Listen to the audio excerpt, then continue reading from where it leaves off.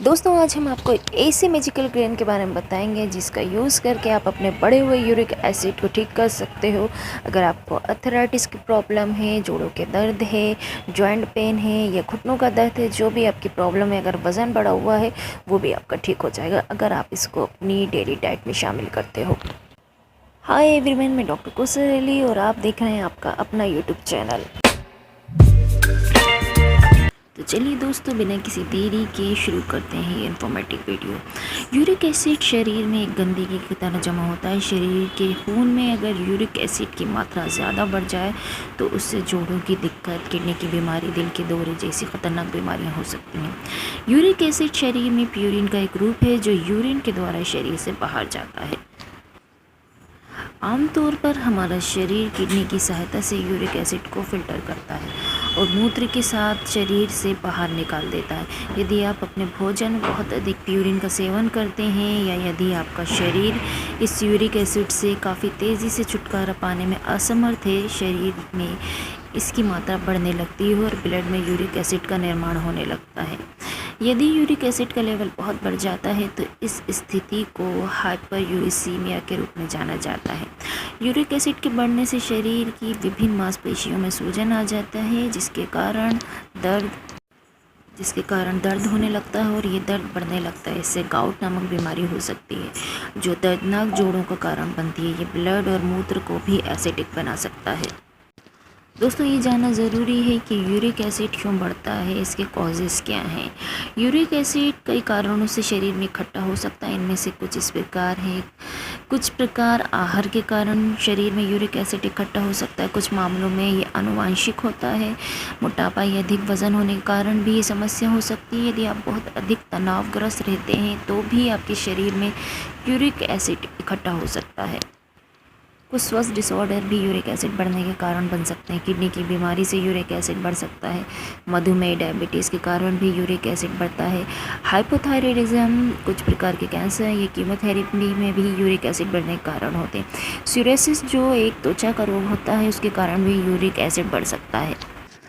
दोस्तों, ये जानना भी ज़रूरी है कि यूरिक एसिड स्तर के लक्षण क्या होते हैं, सिम्टम्स क्या हैं। दोस्तों, लोग इसे मुख्य रूप से गाउट कहते हैं। ये सबसे आम समस्याओं में से एक है। लक्षणों की सूची कुछ इस प्रकार है। दोस्तों, बहुत बार उच्च यूरिक एसिड के कोई लक्षण दिखाई नहीं देते। खान पान के साथ यदि लाइफस्टाइल में अत्यधिक परिवर्तन होता है तो यूरिक एसिड बढ़ सकता है। यदि आपके ब्लड में यूरिक एसिड लेवल काफ़ी ऊँचा हो गया है और आप ल्यूकेमिया या लिम्फोमा के लिए कीमोथेरेपी से गुजर रहे हैं तो आपके ब्लड में उच्च यूरिक एसिड स्तर से किडनी की समस्या या गठिया के लक्षण हो सकते हैं। यदि यूरिक एसिड के क्रिस्टल आपके जोड़ों में जमा हो गए हैं तो आपका एक जोड़ों में सूजन महसूस हो सकती है जिसे गाउट कहा जाता है। आपकी किडनी की समस्या या पेशाब के साथ समस्या हो सकती है। जोड़ों के दर्द के साथ उठने बैठने में परेशानी होना, हाथ और पैर की उंगलियों में सूजन के साथ दर्द होना। यदि ये लक्षण दिखाई देते हैं तो इस बात का ध्यान रखना अत्यंत आवश्यक है। जिन वस्तुओं के सेवन से यूरिक एसिड बढ़ता है उनका यूज़ आप ना करें, बंद कर दें। इसके अलावा आप अपनी डाइट का भी ख्याल रखें जिससे आपका यूरिक एसिड ना बढ़े।